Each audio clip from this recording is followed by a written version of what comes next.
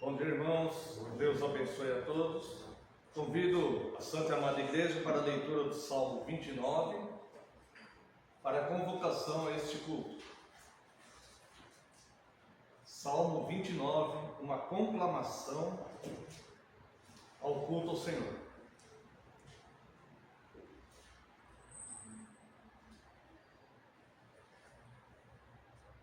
Tributai ao Senhor, filhos de Deus. Tributai ao Senhor glória e força. Tributai ao Senhor a glória devida ao seu nome. Adorai o Senhor na beleza da santidade. Ouve-se a voz do Senhor sobre as águas. Troveja o Deus da glória. O Senhor está sobre as muitas águas. A voz do Senhor é poderosa. A voz do Senhor é cheia de majestade. A voz do Senhor quebra os cedros. Sim, o Senhor quebra os cedros, despedaça os cedros do Líbano. Ele os faz saltar como um bezerro, o Líbano e o Sirion, como bois selvagens. A voz do Senhor despede chamas de fogo.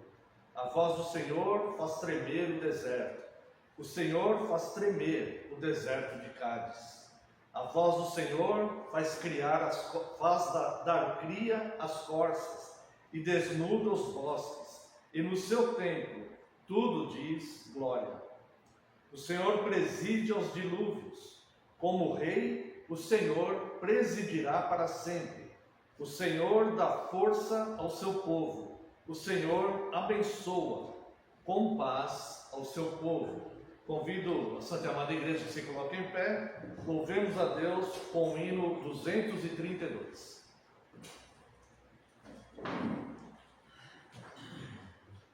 Ao Deus de Abraão louvai, do vasto céu, Senhor, eterno e poderoso Pai e Deus de amor. Augusto Jeová, que terra e céu criou, minha alma ao nome exaltará, do grande eu sou. Ao Deus de Abraão louvai, eis por mandado seu, minha alma deixa a terra e vai gozar no céu. O mundo desprezei, seu lucro e seu louvor, e Deus por meu quinhão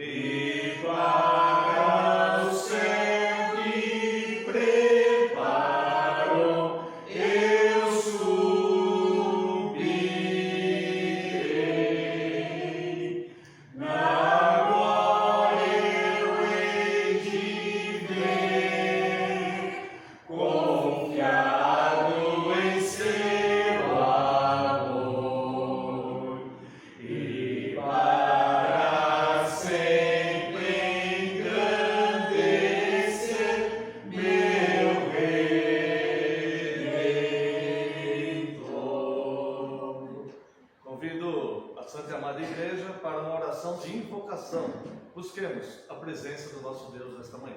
Oremos. Pai eterno, precioso, gracioso, Deus vivo, justo juiz, Deus santíssimo, Deus Pai, Filho e Espírito Santo, Senhor excelso, Deus dos exércitos, Deus provedor, Deus misericordioso, Deus criador dos céus e da terra, o grande eu sou, a quem nós devemos tributar louvor, glória, força, a quem nós cultuamos, a quem nós devemos cultuar, ó Deus. E respondendo, Deus, a sua convocação para este culto solene, sua igreja se apresenta aqui, Deus, reunida em santa comunhão, ó Pai, segundo as suas determinações, para prestarmos, Deus, um culto que somente o Senhor merece receber, ó Deus. Um culto para lembrarmos que o Senhor é o nosso Criador, e do Senhor vem a nossa redenção, nosso perdão, a nossa remissão, a salvação, Senhor, e para onde o Senhor nos levará, as suas moradas eternas, para que tenhamos uma vida de paz e felicidade. Portanto, Deus, aqui estamos reunidos, Deus, respondendo à convocação a este culto, para proclamarmos o Teu nome, invocarmos o Teu nome, Deus, pedirmos Tuas santas bênçãos, lembrarmos Teus grandes feitos, louvarmos, adorá-lo, Deus, e sermos instruídos pelo Senhor, pela Tua santa palavra, Deus, através da Sua ordem e da iluminação do Teu Santo Espírito. Reconhecemos, entretanto, Deus, nossa pequenez, como somos falhos, como somos pecadores, e lhe pedimos, Deus, sinceras desculpas, lhe pedimos perdão, Deus, pelas nossas falhas e pecados. Pelas Tuas misericórdias e graça, Deus, estamos aqui reunidos, e rogamos a Ti que envie Teu Santo Espírito, para que nos ilumine, Deus, para que possamos sermos dirigidos ao prestar este culto, e também para termos a iluminação da Tua palavra já revelada, Tua palavra profética, Deus, para as nossas vidas. Muito obrigado pela Tua graça e amor. Receba este culto, Deus, que somente ao Senhor é devido. E muito obrigado, Deus, pelo grande privilégio de estarmos aqui. Nós Te louvamos e Te agradecemos no nome de Jesus Cristo, Seu Filho amado. Amém, Senhor, e glórias a Ti. Convido a santa e amada igreja para professarmos o voto da nossa segurança. Amada igreja do Senhor Jesus Cristo, onde está o nosso socorro? O nosso socorro está em nome do Senhor, Criador dos céus e da terra. Graça a vós outros e paz, da parte de Deus, nosso Pai, e do Senhor Jesus Cristo. Os amados irmãos podem assentar-se. Os convido para a leitura da lei, que se encontra no livro do Êxodo, capítulo 20.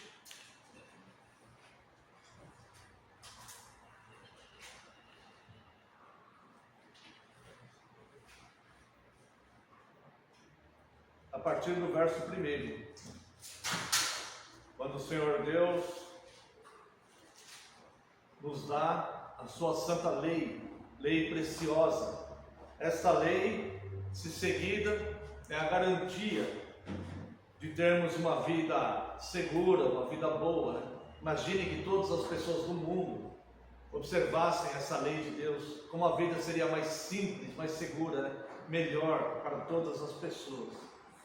Então falou Deus todas estas palavras: Eu sou o Senhor teu Deus, que te tirei da terra do Egito, da casa da servidão.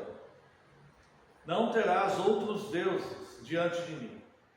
Não farás para ti imagem de escultura, nem semelhança alguma do que há em cima dos céus, nem embaixo na terra, nem nas águas debaixo da terra. Não as adorarás, nem lhes darás culto, porque eu sou o Senhor, teu Deus, Deus zeloso, que visita a iniquidade dos pais nos filhos, até a terceira e quarta geração daqueles que me aborrecem, e faço misericórdia até 1000 gerações daqueles que me amam e guardam os meus mandamentos.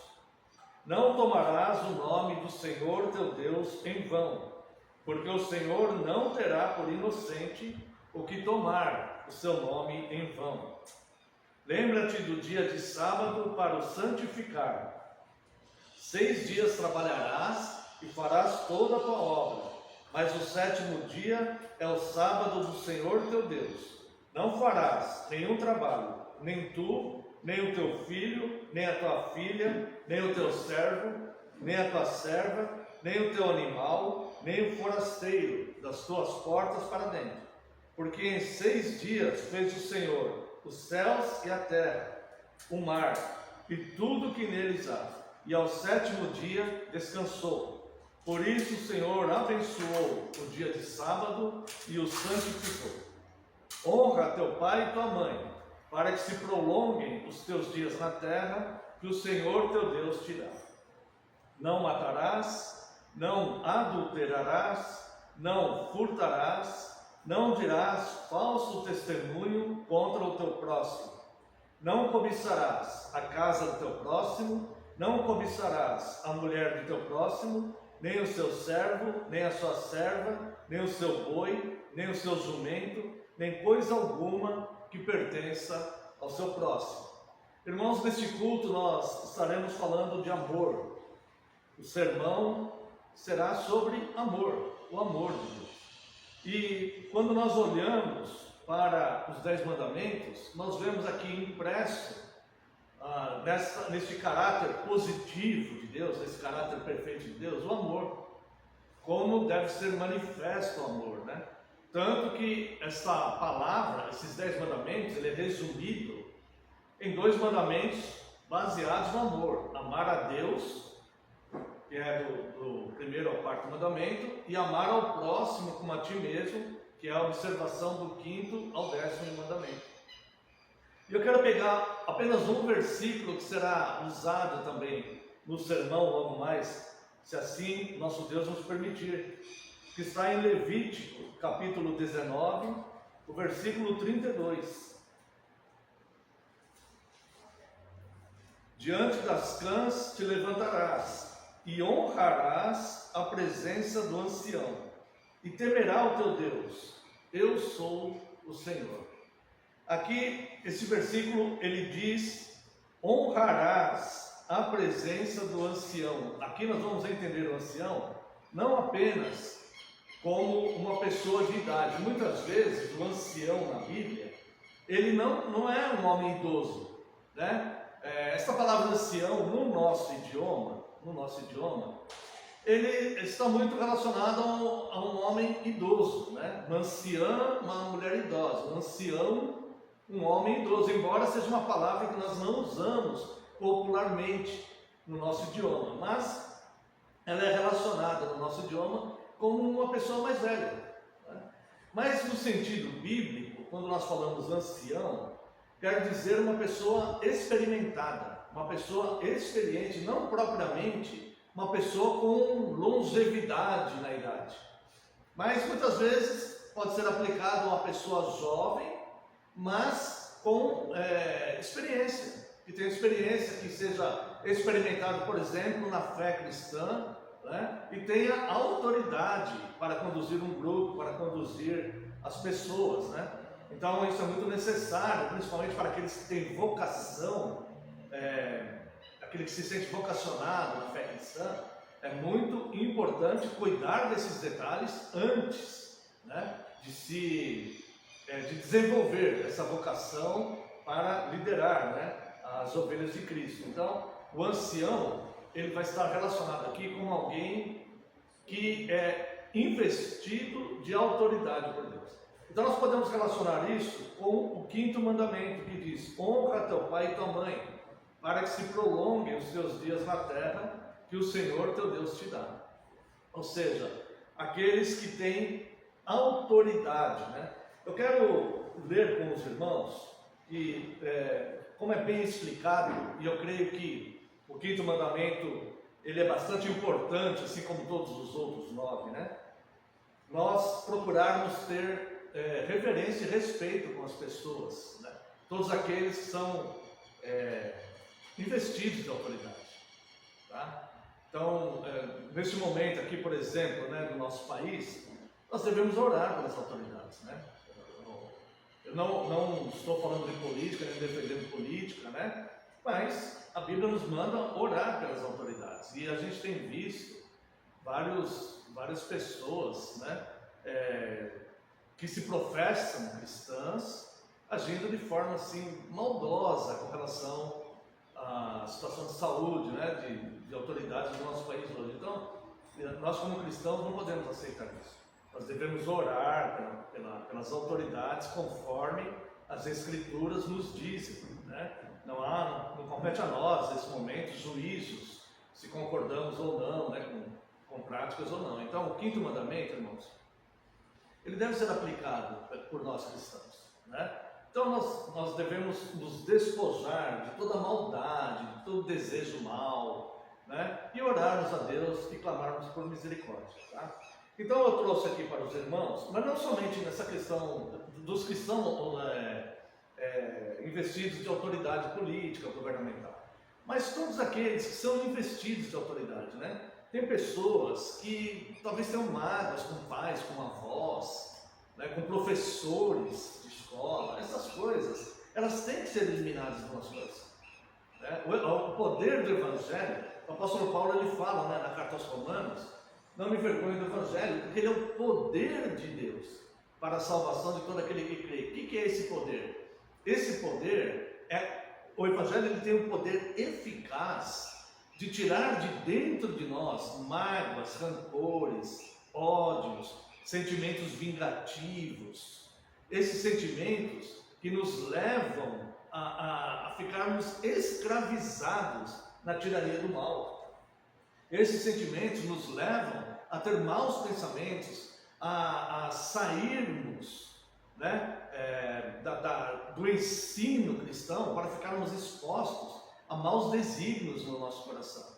Isso não quer dizer que não haja um motivo. Muitas vezes, sim, fomos magoados de fato, sim, muitas vezes essas autoridades nos causaram mal, né? Muitas vezes pai, mãe, avós, ou policiais, professores, alguém investido de autoridade pode ter nos causado mal, né?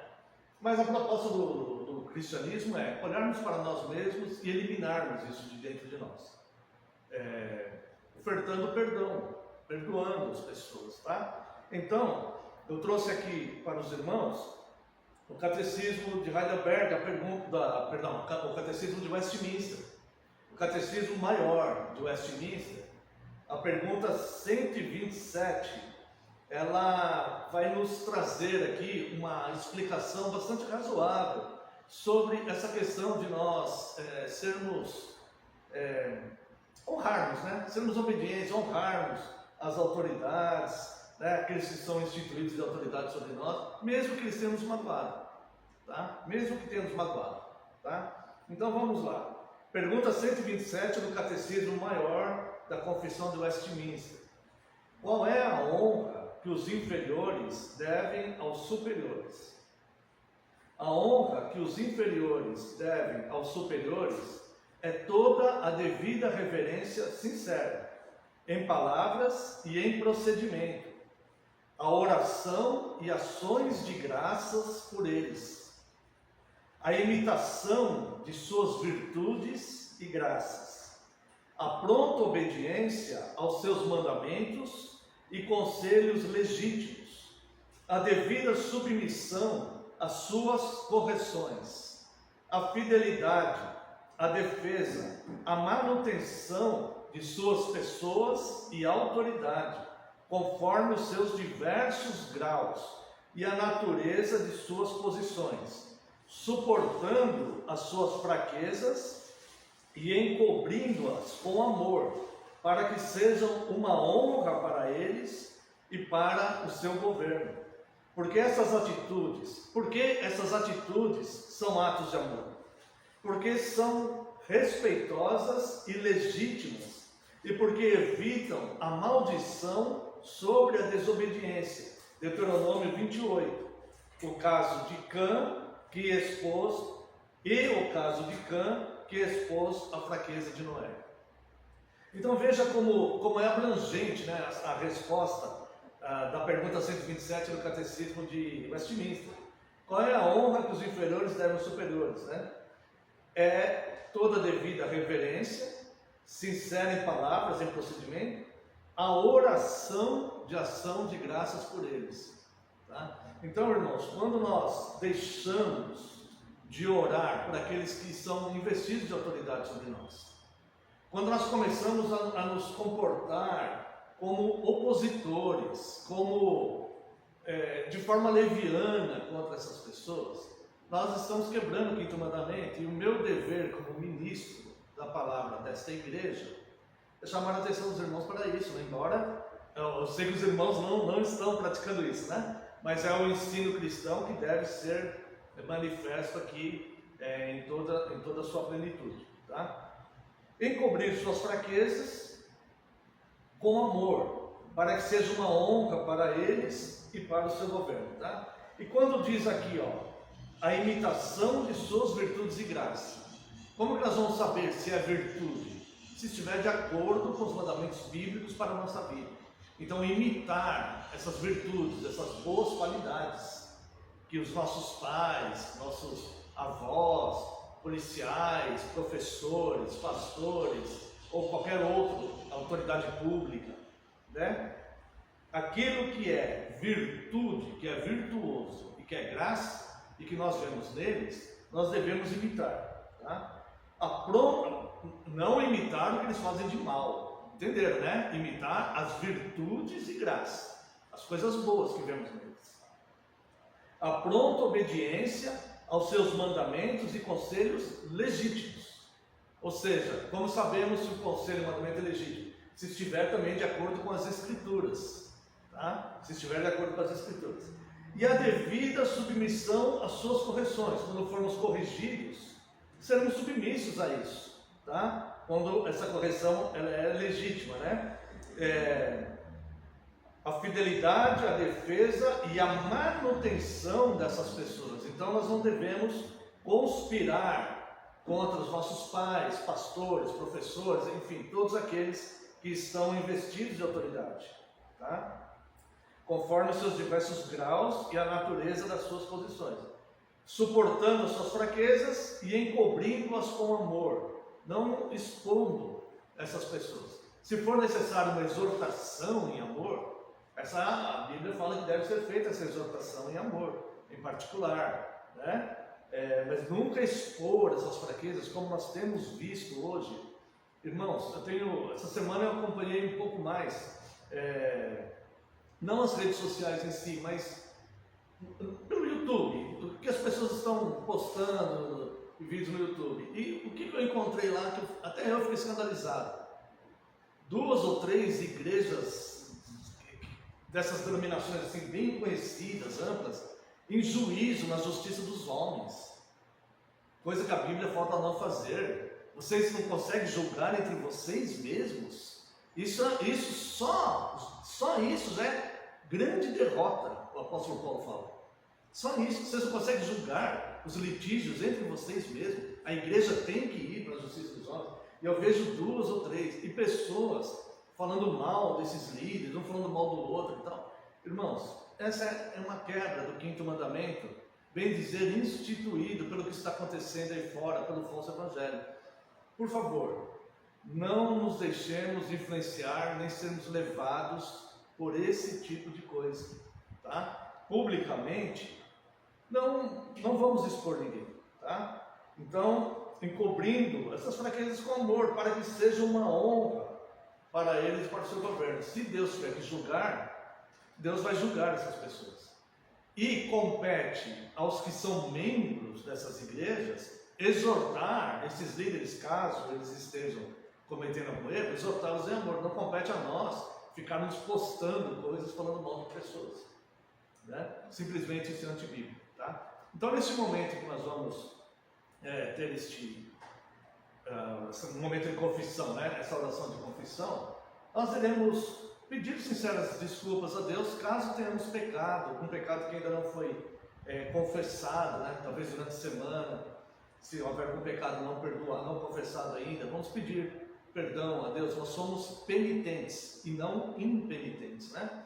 Então vamos pedir perdão a Deus. E se caso nós já nos pegamos assim também, difamando autoridades, sejam elas eclesiásticas, ou familiares, ou públicas, ou escolares, ou de qualquer outra coisa, se o Espírito Santo trouxer ao nosso coração, e já fizemos isso um dia, esse momento também é oportuno para aqueles que sentirem um desejo sincero e voluntário, né?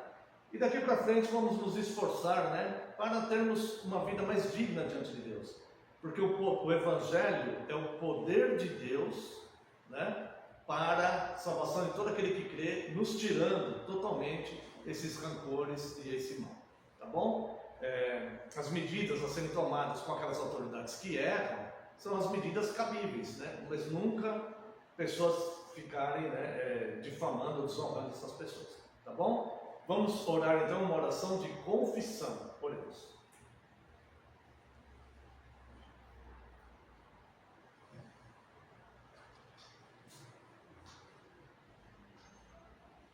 Grandioso e excelso Deus, nós te louvamos, Senhor, e te agradecemos, Deus, porque a tua palavra, Deus, os teus ensinos, eles são vida para nós, e é o amor do Senhor para conosco.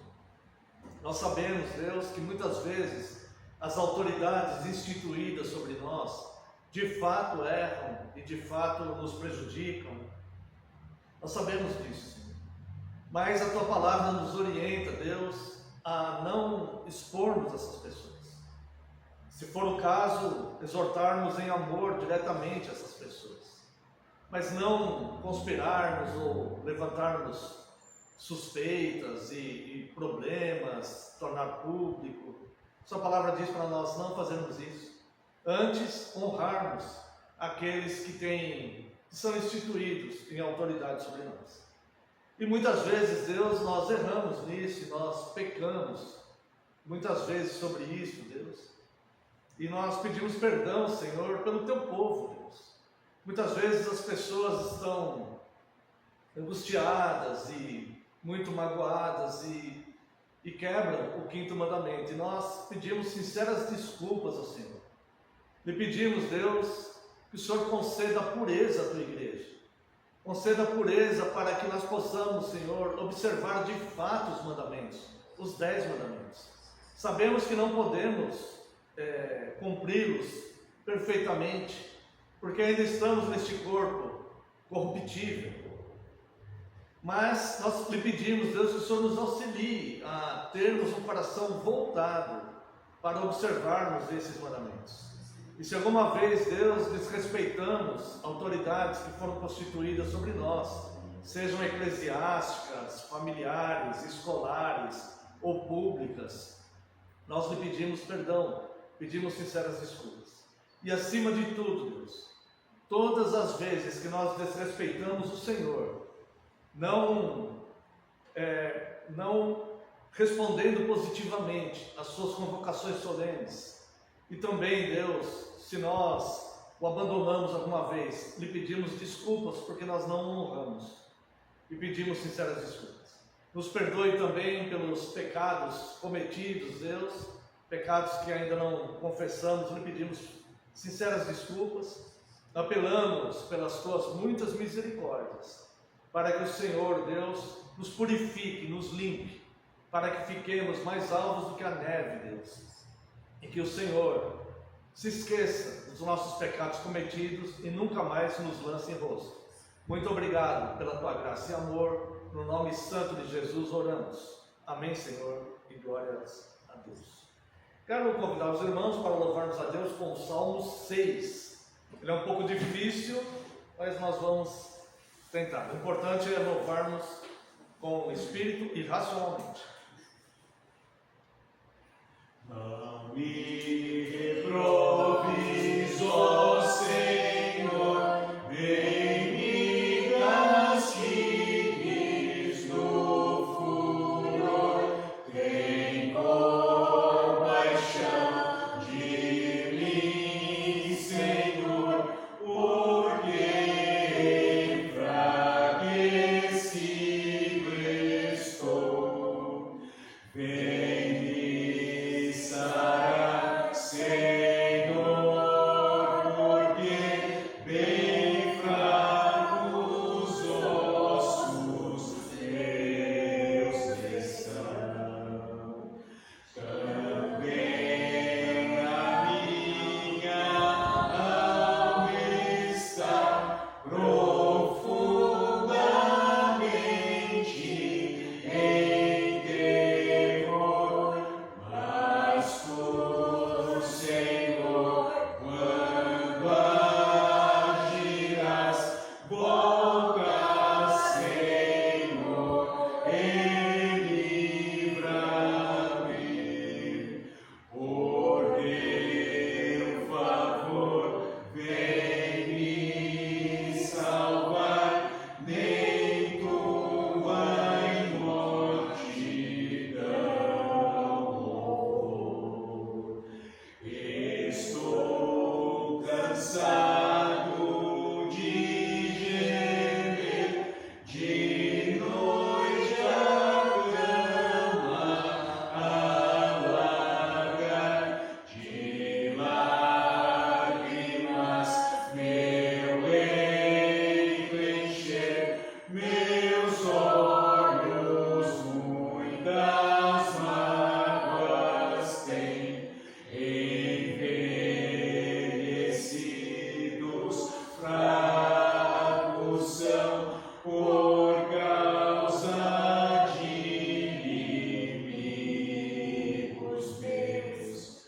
De mim distantes estejas, vós todos que fazeis o mal, pois Deus o meu lamento ouviu, aceitará minha oração. Envergonhados, torne atrás meus inimigos de uma vez. Quero convidar a Santa e Amada Igreja para o Dia do Senhor 15.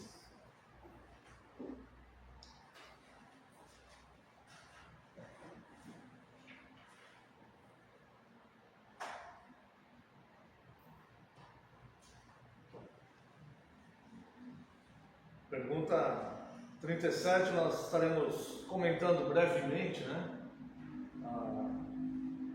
Dia do Senhor 15, são 3 perguntas, a pergunta 37, a pergunta 38 e a pergunta 39. Nós estamos estudando no Catecismo o Credo Apostólico, estamos na parte da Cristologia, né? Falando sobre a graça de Cristo. Pergunta 37. O que você confessa quando diz que ele padeceu? Resposta. Durante todo o tempo em que viveu sobre a terra, e especialmente no final, Cristo suportou no seu corpo e na alma a ira de Deus contra o pecado de toda a raça humana. Assim, por seu sofrimento, como único sacrifício de expiação, ele redimiu o nosso corpo e a nossa alma da condenação eterna e conquistou para nós a graça de Deus, a justiça e a vida eterna. Bem, quando diz aqui, né, durante todo o tempo em que viveu sobre a terra, especialmente no final, Cristo suportou no seu corpo e na sua alma a ira de Deus contra o pecado de toda a raça humana, ou seja, ele sofreu física, emocional e espiritualmente a ira de Deus. Nós somos salvos porque Cristo, ele sofreu a ira de Deus por nós. Tá? Então ele nos livrou da ira de Deus. Esse é o maior benefício do Evangelho, porque quem não está em Cristo, a Bíblia chama de filhos da ira, e a ira de Deus se manifestará. Irmãos, a questão do pecado do gênero humano é gravíssima. Se nós olharmos capítulo 3 do Gênesis, na queda, o pecado humano, ele amaldiçoou toda a terra.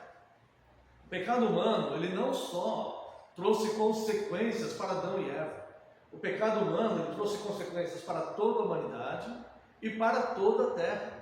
Ou seja, os animais, a flora, os peixes, as aves, o clima, para toda a terra, né? Então a questão do pecado é gravíssima. E o pecado, ele deve, por justiça, ser condenado, e severamente condenado.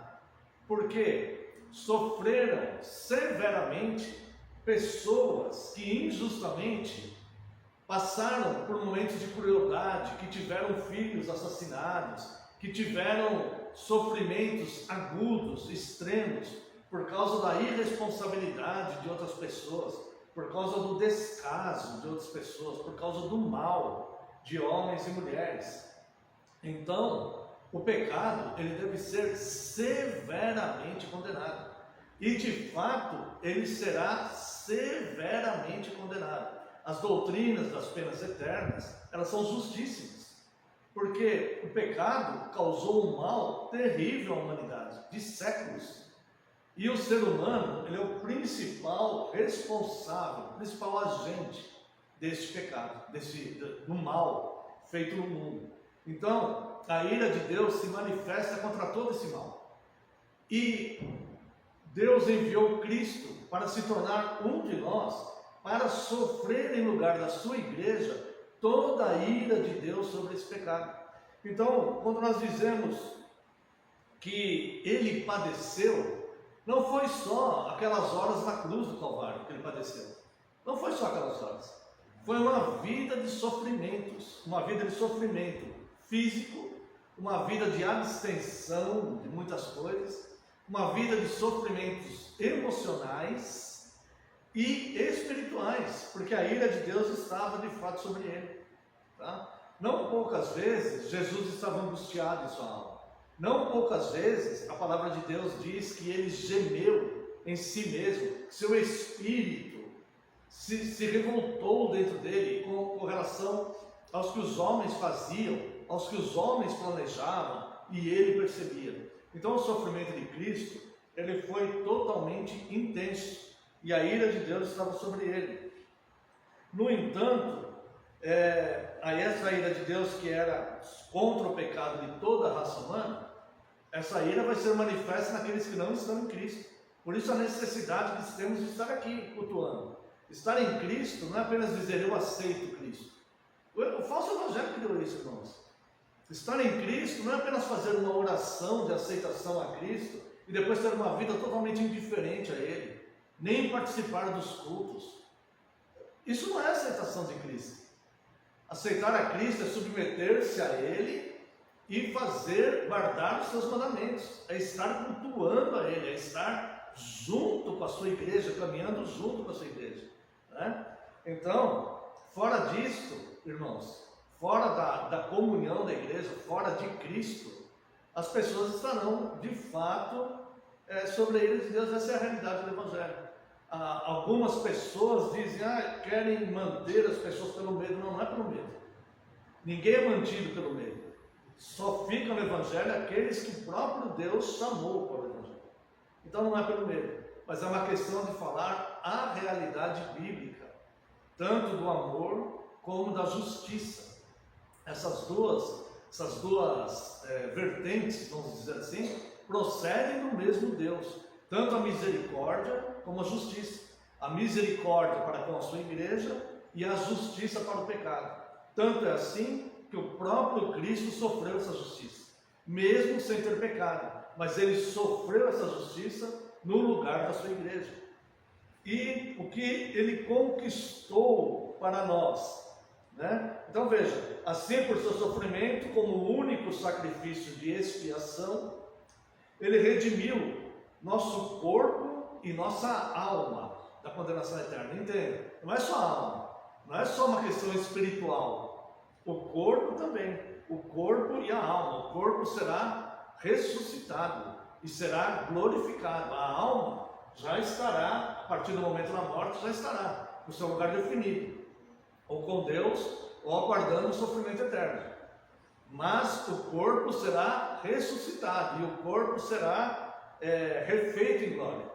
Tá? Esse é o ensino que o apóstolo Paulo dá na primeira carta aos Coríntios, capítulo 15.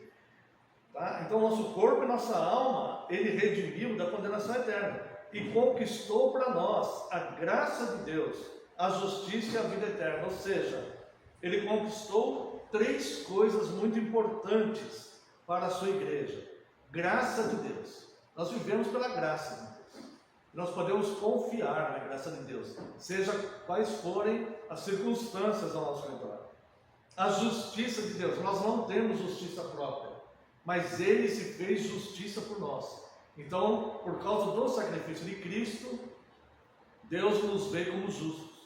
Mesmo se nós mesmos olharmos para nós e vermos erros, muitos pecados, Deus nos vê como justos, porque Deus vai ver o sacrifício de Cristo. Nós somos purificados pelo sacrifício de Cristo. Eis a importância, veja como é importante Cristo. Tá? E através dessa graça e da justiça, a vida eterna. Pergunta 38. Por que ele padeceu sob o julgamento de Pôncio Pilatos? Embora inocente, Cristo foi condenado por um juiz terreno. E assim ele nos livrou do severo juízo de Deus que haveria de cair sobre nós. Veja bem, por que padeceu sob um juiz terreno? Por que sob Pôncio Pilatos? Por causa da natureza do sofrimento, tá? Condenado injustamente por um homem que ele mesmo criou. Ele mesmo criou a natureza. E um homem pecador, um juiz terreno, ímpio, pagão. Então, o Filho de Deus, ele veio, passou por essa condenação injusta, tá? Para salvar a sua igreja. Ou seja, a concretização que os homens ímpios rejeitam Cristo, e no seu coração, os homens ímpios, terrenos, eles condenam Cristo no seu coração.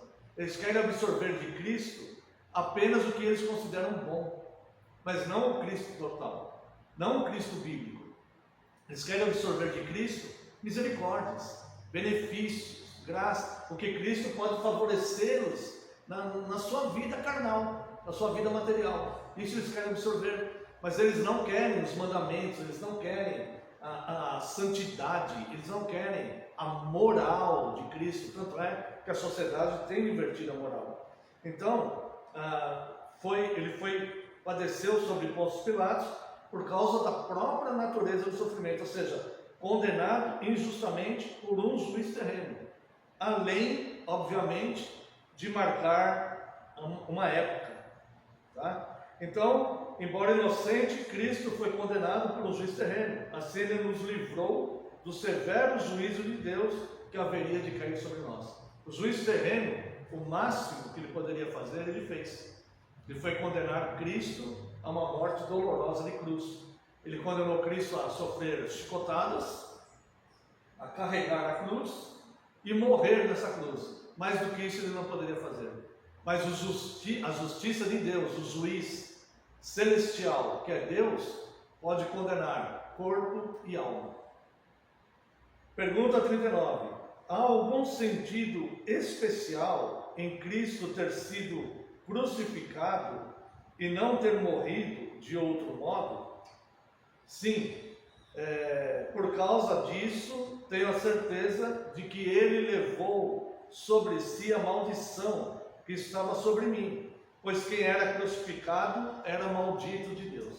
Nós sabemos que o Antigo Testamento, ele apontava para Cristo, e era didático. Eu quero convidar os irmãos para verem aqui em Deuteronômio, capítulo 21, verso 23.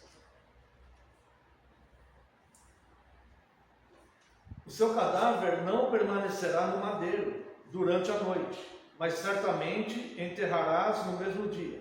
Porquanto o que for pendurado no madeiro é maldito de Deus.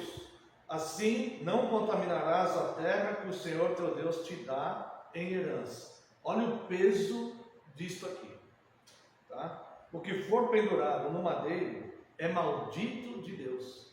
Então Cristo, Deus determinou Cristo para que sofresse toda a maldição do ser humano. Veja aqui Gálatas 3,13. O apóstolo Paulo aos Gálatas, capítulo 3, verso 13. Cristo nos resgatou da maldição da lei, fazendo-se Ele próprio maldição em nosso lugar, porque está escrito: maldito todo aquele que for pendurado em madeira. Então, o que Deus havia determinado no Antigo Testamento, Cristo veio e cumpriu, e levou no madeiro toda a maldição. Agora, você olha para o falso evangelho e você vê pessoas fazendo sessões de cura de maldição, de quebra de maldição. Você vê o falso evangelho fazendo cultos de quebra de maldição. Sabe o que é isso, irmãos? É rejeitar Cristo, é negar Cristo, é negar a suficiência de Cristo, porque toda maldição Ele encravou na cruz. Nós não temos que fazer quebra de maldição, a salvação não é por obras. Toda maldição, a terra entrou em maldição por causa do homem. Deus determinou que seria maldito de Deus todo aquele que fosse pendurado no madeiro. E foi justamente esta morte que Deus determinou para o seu próprio filho, o segundo Adão, aquele que veio refazer a aliança. Por isso ele sofreu toda a ira de Deus. E o juiz terreno, sem saber, estava em seu próprio erro, condenando injustamente alguém que não havia cometido delito nenhum, mas cumprindo a determinação de Deus, porque nada foge do controle de Deus no curso da história. Então, sessões de quebra de maldição, cultos de quebra de maldição, a falsa e espúria doutrina que os homens inventaram sobre maldição hereditária, tudo isso é anátema. Tudo isso não pertence, tudo isso é totalmente herético, porque essas coisas desqualificam o sacrifício de Cristo na cruz. Nós devemos entender uma coisa, meus irmãos: a fé cristã, a Bíblia, a igreja, o eixo de tudo isso é Cristo, é a plenitude de todas as coisas é Cristo. Não é sábado, não é comer ou não comer determinado tipo de carne, não é esforço humano para ser salvo, fazendo procissões, campanhas, votos ou qualquer outra coisa. O eixo, a plenitude das Escrituras é Cristo. Cristo, Ele é suficiente para salvar o pecador. Ele é suficiente, porque se fossem os nossos cultos de quebra de maldição, as nossas campanhas, tudo isso é imperfeito diante de Deus. Diante de Deus, irmãos, nós somos como trapos de imundícia. Então, é por isso que nós precisamos de Cristo, porque Deus nos olha e Ele não vê, nossa, como Ele é esforçado, fez campanha de 7 dias. Isso não vai impressionar Deus. Ao contrário, isso vai servir para nos tornar antibíblicos. Então, o que nós fazemos? Cristo, Ele é suficiente, toda maldição foi quebrada na cruz. Por que eu estou falando isso? Porque é totalmente ingrato por parte da igreja dizer que homens vão fazer oração para quebrar a maldição de alguém, sendo que Cristo foi pendurado no madeiro e feito ali maldito de Deus, levando todo o pecado da humanidade. Então, o resumo do dia do Senhor 15 é sofrimento, sacrifício e condenação do Deus que se fez um de nós, justo, para salvar a sua igreja. Se isso não for suficiente para manter o cristão nos cultos, se isso não for suficiente para manter os cristãos gratos a Deus, nada mais será. Porque isto é o que nos livra de fato da condenação eterna. Eu quero ler com os irmãos, primeira carta de Pedro, aqueles que puderem acompanhar, capítulo 1, os versos 18 e 19. Primeira carta do apóstolo Pedro, capítulo 1, versos 18 e 19. Sabendo que não foi mediante coisas corruptíveis, como prata ou ouro, que fostes resgatados do vosso fútil procedimento que vossos pais vos legaram, mas pelo precioso sangue, como de cordeiro, sem defeito e sem mácula, o sangue de Cristo, conhecido com efeito antes da fundação do mundo, porém manifestado no fim dos tempos, por amor de vós, que por meio dele tendes fé em Deus, o qual ressuscitou dentre os mortos e lhe deu glória, de sorte que a vossa fé e esperança estejam em Deus. Então, irmãos, eu olho para mim mesmo e vejo que não há justiça nenhuma, e que nada que eu possa fazer por obras, como o apóstolo Paulo diz, nem se eu der o meu corpo todo para ser queimado, nada que eu possa fazer por obras vai ter efeito nenhum para a minha salvação. Mas eu sou salvo totalmente pela graça de Cristo, sem nenhum mérito meu, certo? E como que o cristão responde então, por tão grande graça, como nos diz o dia do Senhor 15, como que o cristão responde por tão grande graça? Com gratidão. Eu não mereço, sou falho, sou pecador, tenho erros, não sou alguém perfeito, mas sou extremamente grato ao meu Deus e a Cristo, que aceitou essa missão para vir me salvar.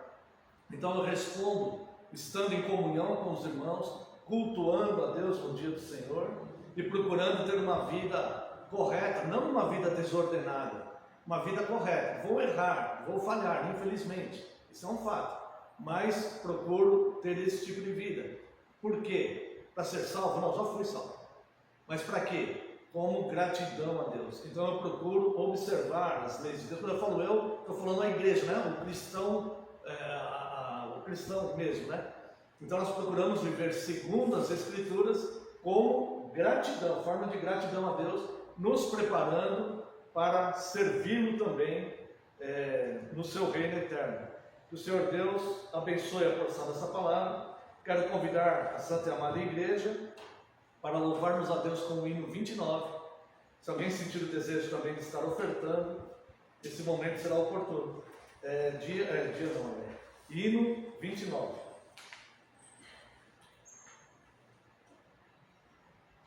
Eterno Pai, Teu povo congregado, humilde em glória, a tua graça aqui, no dia para o culto reservado, com esperança olhamos para ti. Teu santo livro, ó grande Deus, cercamos, com fé singela e reverente amor, e como atentos filhos procuramos ciência na palavra do Senhor.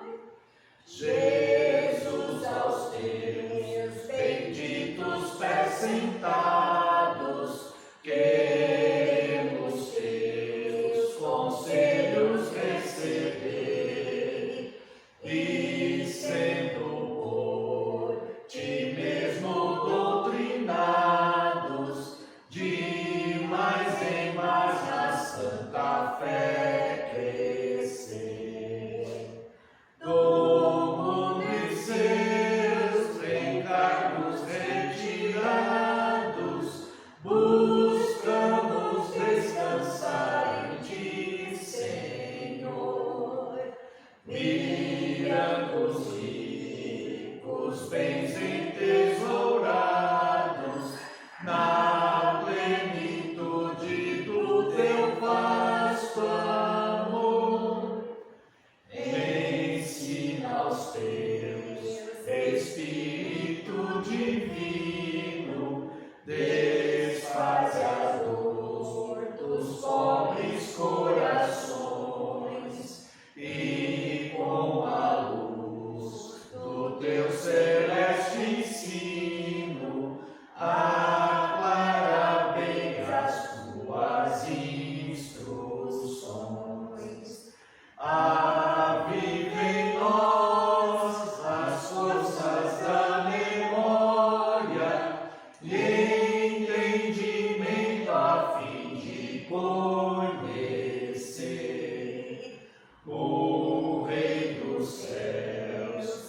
Cristo cuja glória eleva os santos anjos de prazer.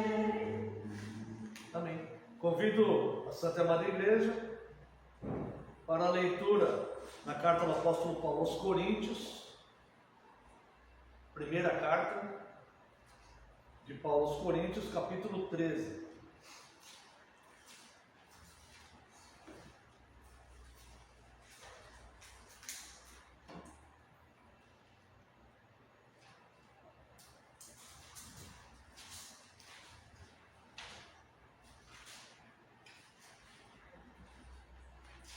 Primeiro aos Coríntios, capítulo 13.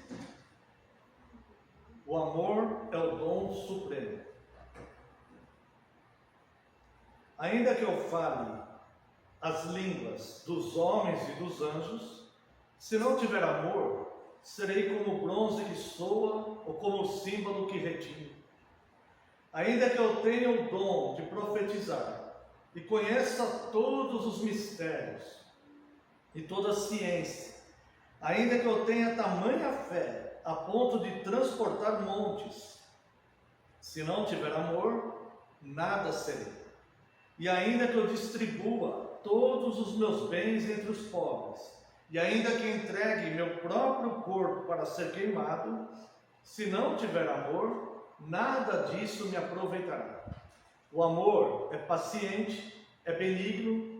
O amor não arde em ciúmes, não se ufana, não se ensoberbece, não se conduz inconvenientemente, não procura os seus interesses, não se exaspera, não se ressente do mal, não se alegra com a injustiça, mas regozija-se com a verdade. Tudo sofre, tudo crê, tudo espera, tudo suporta. O amor jamais acaba, mas havendo profecias, desaparecerão. Havendo línguas, cessarão. Havendo ciência, passará. Porque em parte conhecemos e em parte profetizamos. Quando, porém, vier o que é perfeito, então o que é em parte será aniquilado. Quando eu era menino, falava como menino, sentia como menino, pensava como menino. Quando cheguei a ser homem, desisti das coisas próprias de menino. Porque agora vemos como em espelho, obscuramente, então veremos face a face. Agora conheço em parte, então conhecerei, como também sou conhecido. Agora, pois, permanecem a fé, a esperança e o amor, estes três.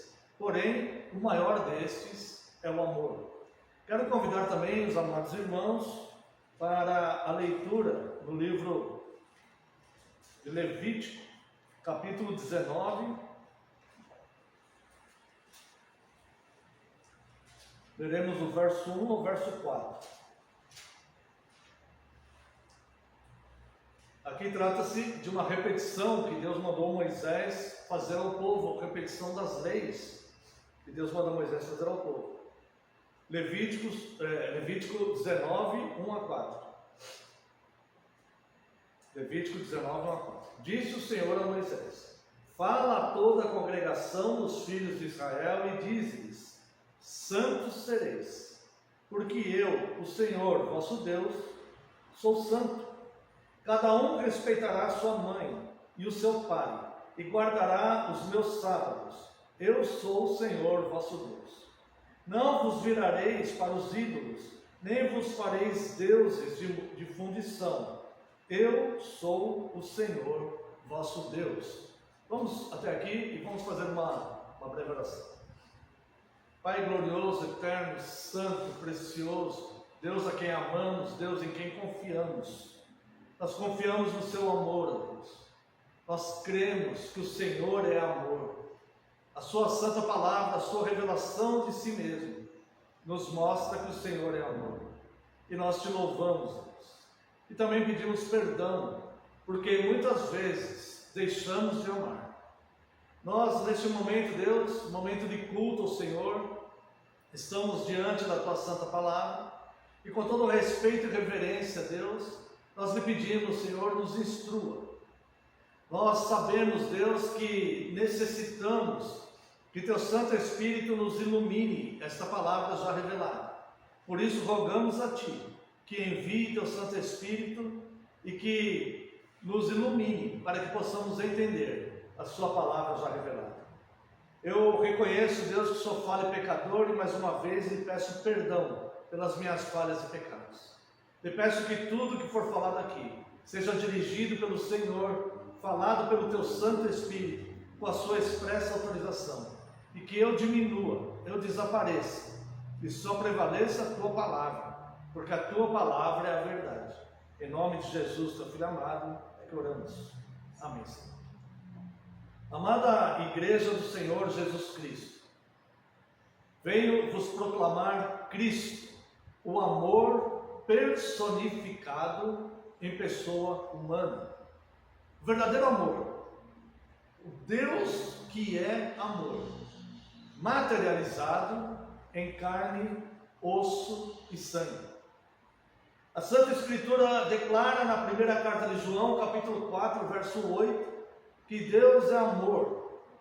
E declara mais, declara que quem não ama, não conhece a Deus. E no verso 7, a declaração é que o amor procede de Deus. E mais, todo aquele que ama é nascido de Deus e conhece a Deus.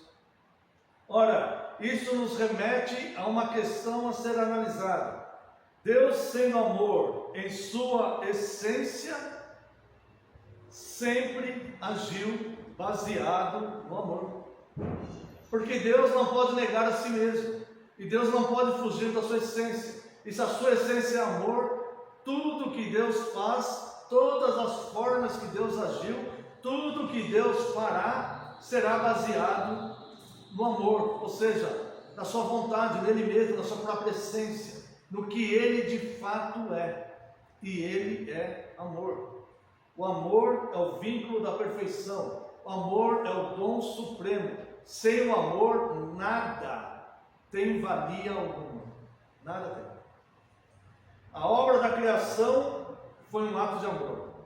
A obra da redenção foi um ato de amor.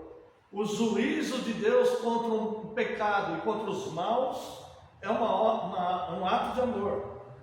O paraíso, nosso destino eterno, é um ato de amor. No entanto, a despeito do amor de Deus ser revelado em suas ações de bondade, de misericórdia, perdão aos filhos dos homens, sua ira que se manifesta contra toda perversidade, contra toda crueldade. Em despeito disso, é muitas vezes usado pelos homens as ações de Deus, as orientações de Deus, para agredirem a Deus, com blasfêmias e rebeliões.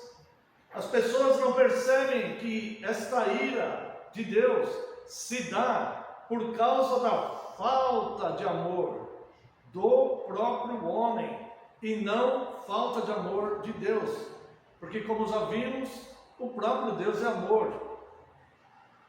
Veja, é a falta de amor no homem que provoca em Deus ações de juízo.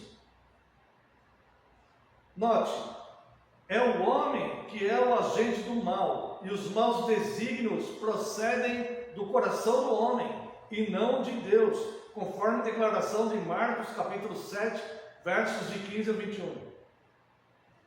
O homem foi criado reto, mas se meteu em muitas astúcias, conforme Eclesiastes capítulo 7, verso 29. O homem foi criado para o louvor e a glória de Deus, para ser santo e irrepreensível, mas ele escolheu adorar a criatura no lugar do Criador, conforme Romanos capítulo 1, versos 18 a 23. O homem foi concedido ao homem cuidar de toda a natureza, das árvores, do animal e da sua mulher, que era osso do seu osso e carne da sua carne. Mas o homem escolheu ser o causador de todo o mal e crueldade que há no mundo, quando escolheu querer conhecer o mal. E por causa dele, do homem, a terra entrou em maldição, conforme Gênesis capítulo 3, verso 17. Então veja que toda acusação contra Deus, ela é indevida, porque o agente do mal e da crueldade é de fato o próprio homem. É como se o homem responsabilizasse o Deus de amor por causa dos seus próprios erros. É como se o homem considerasse a justiça como falta de amor. Seria como o homem considerar que há justiça, aliás, seria como o homem considerar quem faz justiça como quem não tem amor. Se Deus faz justiça contra o mal e contra os pecados, para o homem isso é falta de amor. Em coisas assim, vemos como os valores morais estão embotados na mente humana. Pessoas assim, no campo moral, não conseguem diferenciar a mão direita da mão esquerda. E assim culpam a Deus pelas más atitudes que os próprios homens cometem no mundo. Como se esse mal devesse permanecer impune, pois um Deus de amor não poderia exercer juízo e justiça. Mas apesar do engano das pessoas, Deus continua sendo amor, nunca deixou de ser amor. O Senhor Jesus, em sua missão de amor, ao vir buscar o perdido neste mundo tenebroso, ensinou o amor e, ao fazê-lo, relembrou o amor de Deus manifesto e ensinado no Antigo Testamento. O Senhor Jesus disse: amarás o Senhor teu Deus de todo o teu coração e de toda a tua alma e de todas as tuas forças e de todo o teu entendimento, e amará o teu próximo como a ti mesmo. Contra esses dois mandamentos não há lei. Destes dois mandamentos dependem a lei e os profetas. Essa declaração está dita por Jesus em Lucas capítulo 10, verso 27, mas a primeira parte dela já havia sido dita no Antigo Testamento, uma referência aos 10 mandamentos. De todos os atributos descritos na forma de amarmos a Deus, vamos buscar aqui nesse sermão como amá-lo por nosso entendimento. O Senhor Jesus, então, ele diz alguns atributos aqui de como devemos amar a Deus. Se Deus é amor e nós podemos amá-lo, porque Ele nos amou primeiro, como nós devemos retribuir esse amor? E Jesus, então, ele diz alguns atributos de como nós devemos amar a Deus, como nós devemos responder a este amor de Deus por nós. Amar a Deus de todo o teu coração. É do teu coração que procedem os maus desígnios. É do meu coração que procedem os maus desígnios. Então, não há algo coerente se nós dividirmos o nosso coração entre os nossos maus desígnios e amar a Deus. Então, de segunda a sábado, eu vivo segundo os maus desígnios do meu coração. No domingo, na hora do culto, eu pego aquele compartimento do meu coração que ama a Deus. Irmãos, não é bom que essas coisas sejam assim. O que nós queremos e devemos fazer é amar a Deus de todo o nosso coração. É claro que o nosso coração vai continuar produzindo maus desígnios, mas quando esses maus desígnios começarem a brotar do nosso coração e chegarem à nossa mente com a sugestão de praticá-lo ou de alimentá-lo, a nossa mente racional, que produz o nosso culto racional, deve falar para o nosso coração que é enganoso e que é a fonte de todos os maus desígnios. Coração, rejeito este mau desígnio que brotou de você e que chegou até a minha racionalidade, chegou até o meu intelecto. Eu rejeito esse mau desígnio que está brotando de você. E você está aí neste corpo humano para amar o teu Criador, para amar a Deus, aquele que foi gracioso com você, aquele que sofreu para que você tivesse fé, aquele que está preparando morada para você, aquele que quando você está angustiado é o que responde às suas orações. Então, ama ao Senhor teu Deus de todo o teu coração. Não é amar a Deus quando dá, é amar ao Senhor teu Deus de todo o teu coração. É por isso que você tem um intelecto e uma mente estabelecida em você.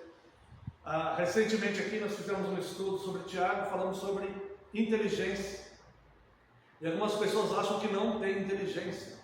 Mas nós vimos e procuramos situações, inclusive da medicina, em que nós vemos que todo ser humano tem inteligência instalada no seu cérebro. Todos nós temos inteligência. O que acontece é que alguns a usam mais e outros usam menos e outros não a usam. Agem apenas de impulsos diante das situações da vida. Mas todos nós temos inteligência. O que precisamos é desenvolvê-la e fazer com que ela esteja mais frequente no que falamos, no nosso poder de decisão, no que projetamos para a nossa vida, de como vivemos. Mas a inteligência está lá em todos nós. Tá? Então, quando nós devemos amar a Deus de todo o coração vai produzir maus desígnios, a nossa mente vai falar para o nosso coração: não é bom que você faça isso, porque você é enganoso, e é de você que nascem os maus desígnios.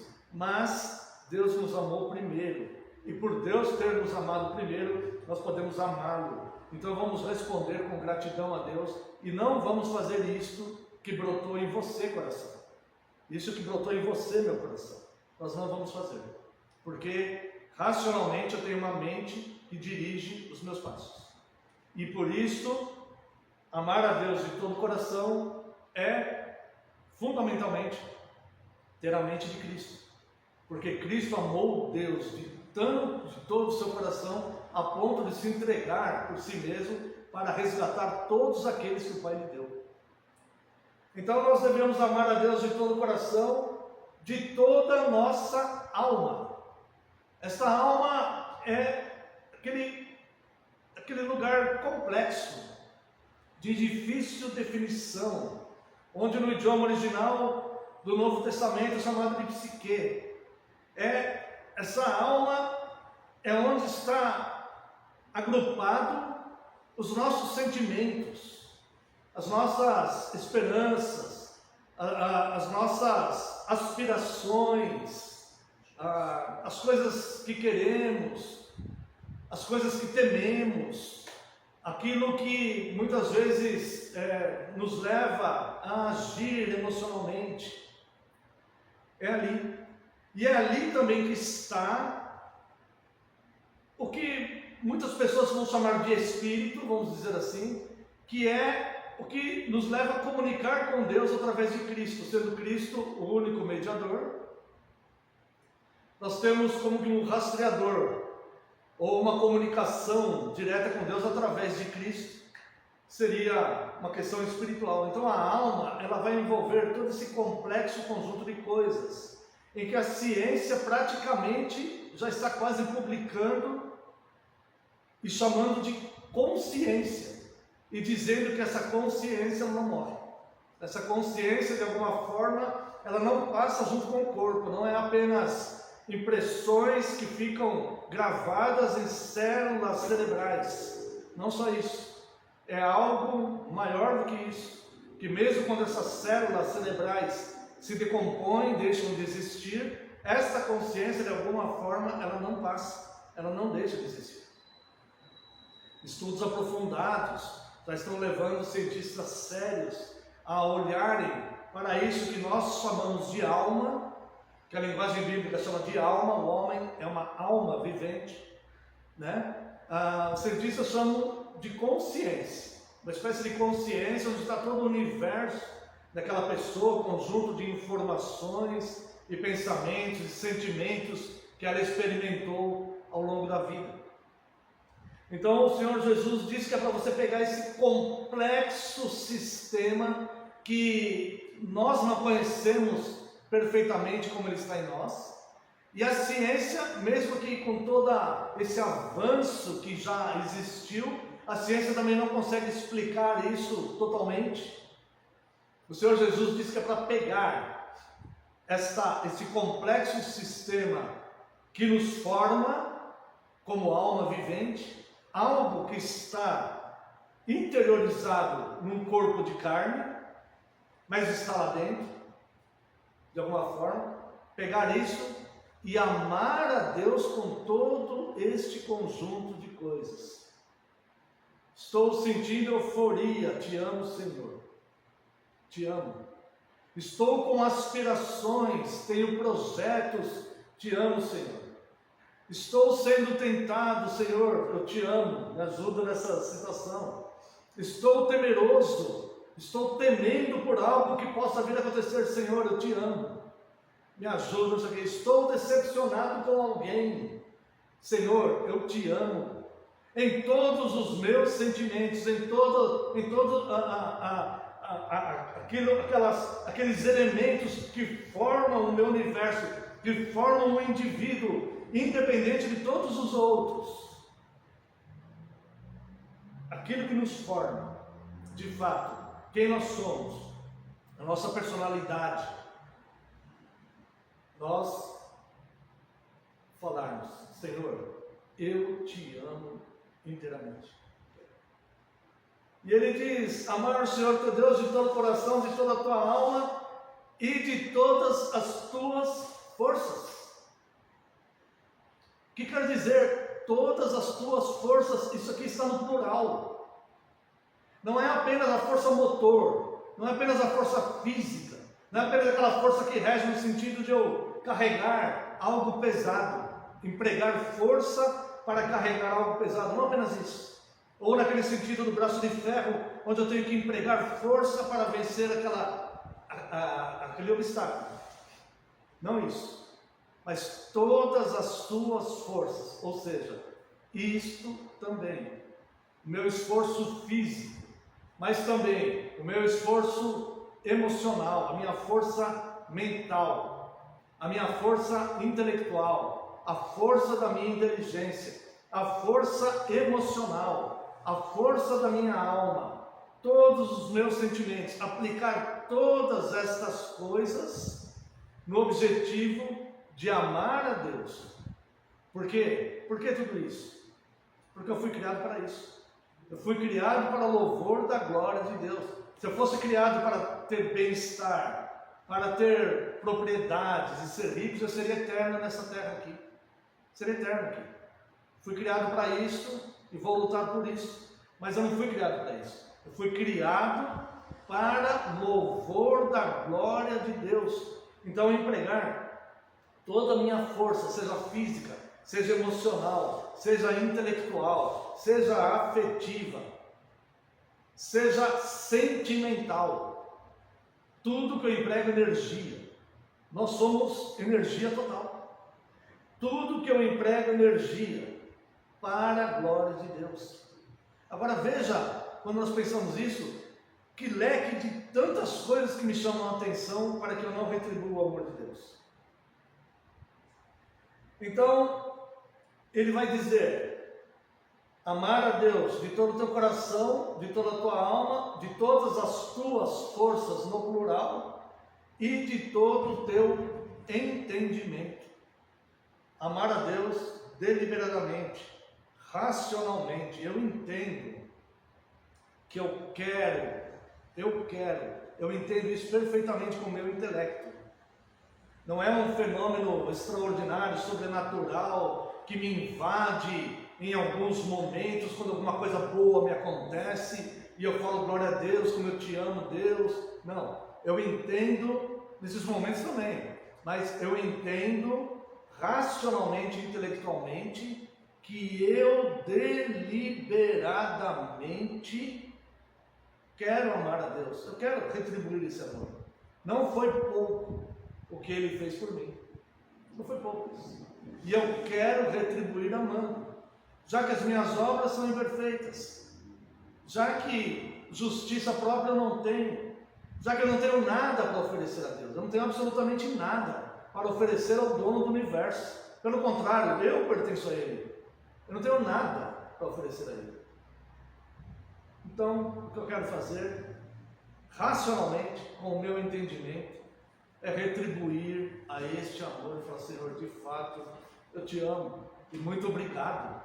Obrigado pelas coisas que eu tenho, obrigado pela minha família, obrigado pela minha igreja, obrigado pelo coração, pela pulsação aqui, obrigado porque eu estou respirando, Senhor, obrigado. E o dia que eu parar de respirar, eu vou estar com o Senhor. Senhor, obrigado, eu te amo, amor, amor, ame, ame, ame, incondicionalmente. A lei do céu é amor. Ame o irmão que está do seu lado, ame o teu pastor, ame o pastor humano, ame a tua igreja, ame a sã doutrina, ame a Bíblia.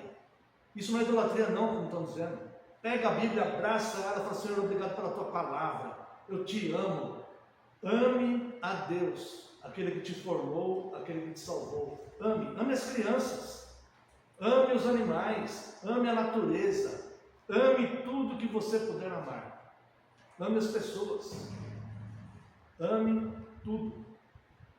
De todos os atributos descritos na forma de amarmos a Deus, nós vamos buscá-lo como amar pelo nosso entendimento, que é essa descrição que nós fizemos. Eu lembro uma vez, eu fiz um sermão do texto de Levítico 19, que nós lemos aqui, em que eu falei como as pessoas falam que Deus era cruel no Antigo Testamento, né? E nós pegamos alguns aspectos da lei que mostram o amor de Deus. Então, eu não vou me prolongar, mas só vou ler alguns aqui. 19:2. Amor para seu povo, não se tornar escravo do pecado. Veja que as repetições da lei, veja como o amor de Deus está implícito aqui, naquele conjunto de leis e ordens e determinações de Deus. 19:2. Fala a toda a congregação dos filhos de Israel e diz-lhes: santos sereis, porque eu, Senhor vosso Deus, sou santo. Por quê? Amor de Deus para nós sermos santos e não sermos novamente escravos do pecado. Lembra? Santo é saber separar o que é bom do que é mal. Isso é bom, eu quero. Isso é mal, eu não quero. Se nós não formos santos e não fizermos essa separação, a nossa tendência vai ser aceitar o que é mal também. E logo nós estaremos escravizados pelo pecado. Amor com os nossos ancestrais, com os cultos, evitando a idolatria. Versos 3 e 4. Cada um respeitará a sua mãe e o seu pai, e guardará os meus sábados. Aqui nós vamos entender agora no nosso contexto como os cultos, o dia do Senhor, né? Eu sou o Senhor vosso Deus. Não vos virarei para os ídolos, nem fareis deuses de fundição. Eu sou o Senhor vosso Deus. Amar, a lei de Deus aqui mostrando, amar os pobres e os estrangeiros. Veja os versos 9 e 10. Quando também cegares a messe da tua terra, o canto do teu campo não cegarás totalmente, nem as espigas caídas colherás da tua messe. Não rebuscarás a tua vinha, nem colherás os bagos caídos na tua vinha. Deixá-los aos pobres e aos estrangeiros. Eu sou o Senhor teu Deus. Deixa uma parte da tua produção. Acabou de colher, caiu da tua mão, deixa que alguém vai passar e vai pegar. Então, não pegue, não retenha tudo. Certo? Amor para com Deus e com os estrangeiros. Amor com o próximo. Isso aqui na lei de Deus do Antigo Testamento. Versos 11 a 13. Não furtareis, nem mentireis, nem usareis de falsidade, cada um com o seu próximo. Isso aqui, não fazendo esses maus desígnios, é forma de amar o próximo. Nem jurareis falso pelo meu nome, pois profanareis o nome do vosso Deus, eu sou o Senhor. Não oprimirás o teu próximo, não o roubarás. A paga do jornaleiro não ficará contigo até amanhã. Ou seja, contratou alguém para uma jornada de trabalho, já tem o dinheiro, paga ele. Terminou o trabalho, paga ele. Não precisa esperar o outro dia. Já paga ele. Isso é amar as pessoas. Amar as pessoas especiais. Verso 14. Não amaldiçoarás o surdo, nem porás tropeço diante do cego, mas temerá o teu Deus, eu sou o Senhor. Cuidar das pessoas especiais com amor, com respeito. Veja como as leis do Antigo Testamento revelam também o amor de Deus. Não é um Deus cruel no Antigo Testamento, não. Todas as leis é para manifestar amor. Amor para evitar a injustiça. Versos 15 e 16. Não farás injustiça no juízo, nem favorecendo o pobre, nem comprazendo ao grande. Com justiça julgarás o teu próximo. Não andarás como mexeriqueiro entre o teu povo. Não atentarás contra a vida do teu próximo. Eu sou o Senhor. Fazer justiça. Fazer justiça não é favorecer o rico. Fazer justiça também não é favorecer o pobre. Às vezes o rico está certo e o pobre está errado. Não é porque o pobre está errado que nós vamos condenar o rico e favorecer o pobre. É fazer justiça. Justiça, tratar todo mundo com igualdade. Fazer justiça. Não andarás como um mexeriqueiro, ou seja, não ficar falando da vida dos outros, colocando os outros em maus lençóis. Não atentarás contra a vida do teu próximo. Não faça nada que possa prejudicar, não só no sentido de morte, mas não faça nada que possa prejudicar o teu próximo. Eu sou o Senhor. Amor com a privacidade das pessoas, verso 17. Não aborrecerás teu irmão no teu íntimo, mas responderás ao teu próximo, e por causa dele não levarás sobre ti o teu pecado. Ame a privacidade dos outros. Irmãos, os irmãos viram o fato que aconteceu recentemente aí com a moça do avião lá, né? Confusão que deu, alguém resolveu filmar aquilo. Para que expor aquelas pessoas? Para que expor aquelas pessoas? Certo? Respeite a privacidade das pessoas. Você está em algum lugar, você vê algum conhecido entrar em algum lugar, para que filmar ele? Hoje em dia com o celular todo mundo tem filmadora, né? Para que filmar a pessoa e mandar para os outros verem? Isso é falta de amor. Para que fazer isso? Vamos respeitar a privacidade. Sem falar que a pessoa cometeu um crime, né? Ela não poderia filmar. Exatamente. Né? Então, vamos respeitar a opinião, a privacidade, né, das pessoas. Amor contra fazer vingança com as próprias mãos, preservando inocentes, possíveis inocentes. Verso 18. Não te vingarás, nem guardarás ira contra os filhos do teu povo, mas amarás o teu próximo como a ti mesmo. Eu sou o Senhor. Veja aqui, amar o próximo como a ti mesmo, no Antigo Testamento. Né? Amar com as filhas da sociedade e a igreja. Verso 29. Não contaminarás a tua filha fazendo-a prostituir-se, para que a terra não se prostitua, nem se acha maldade.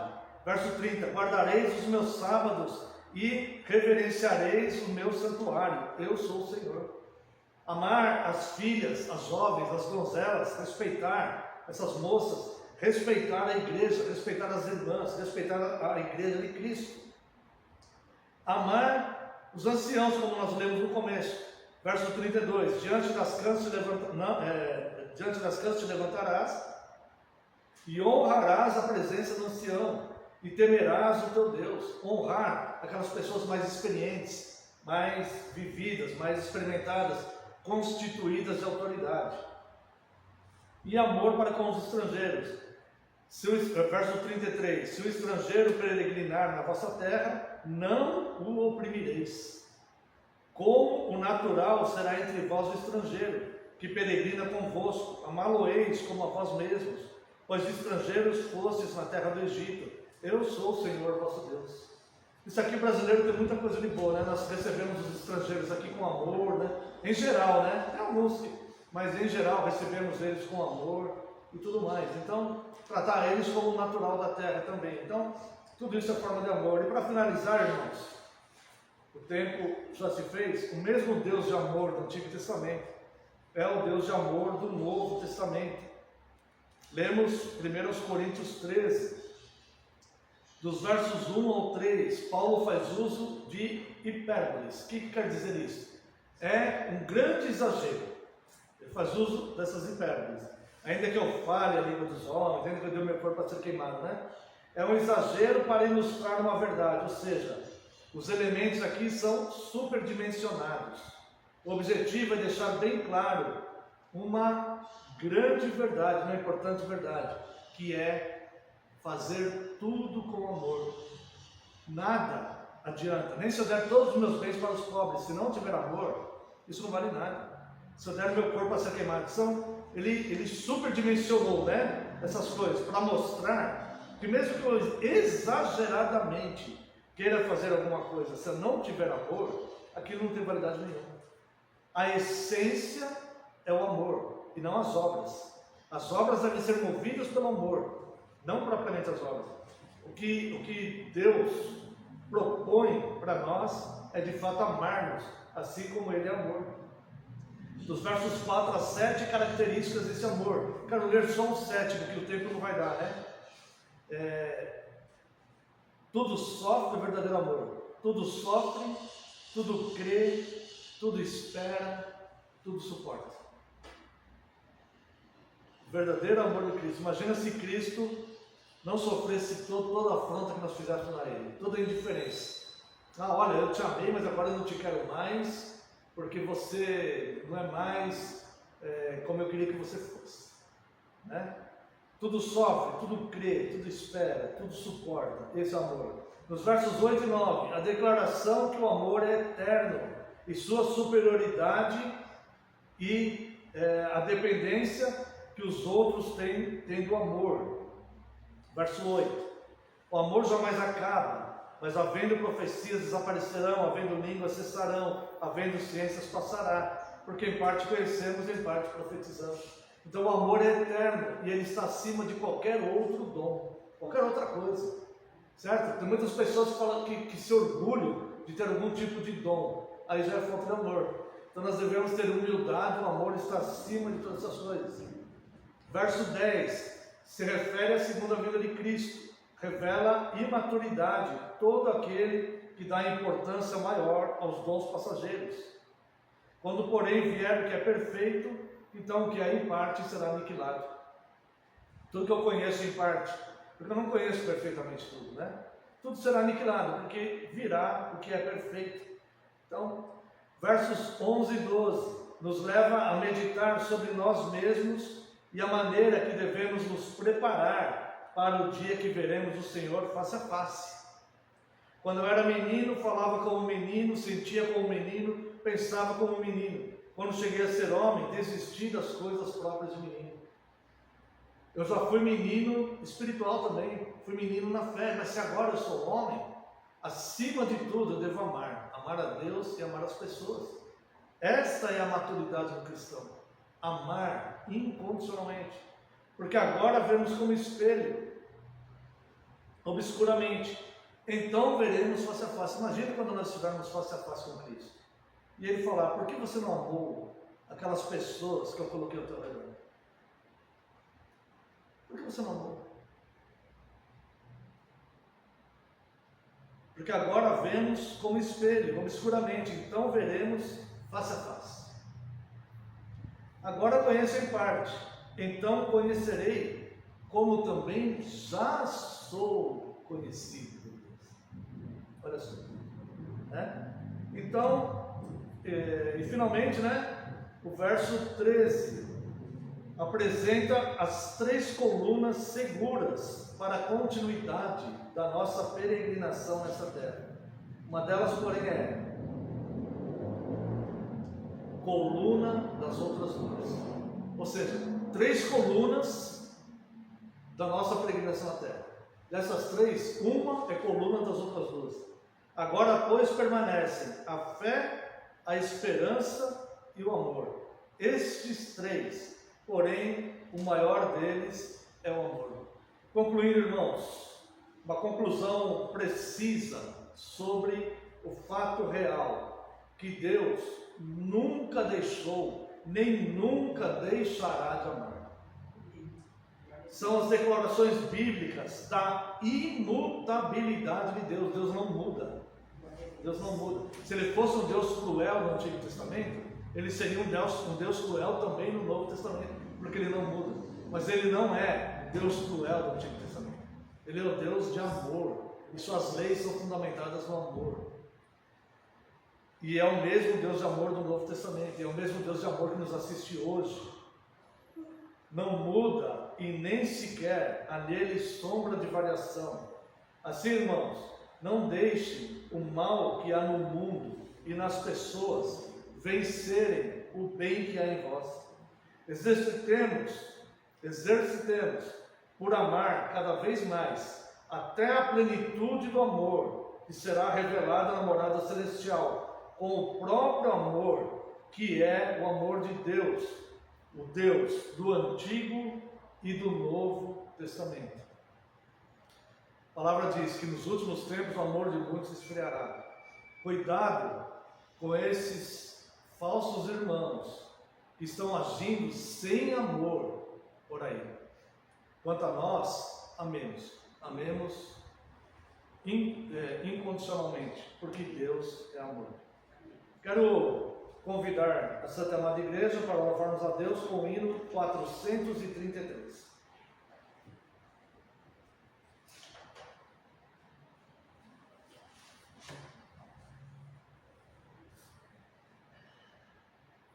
Qual adorno desta vida é o amor,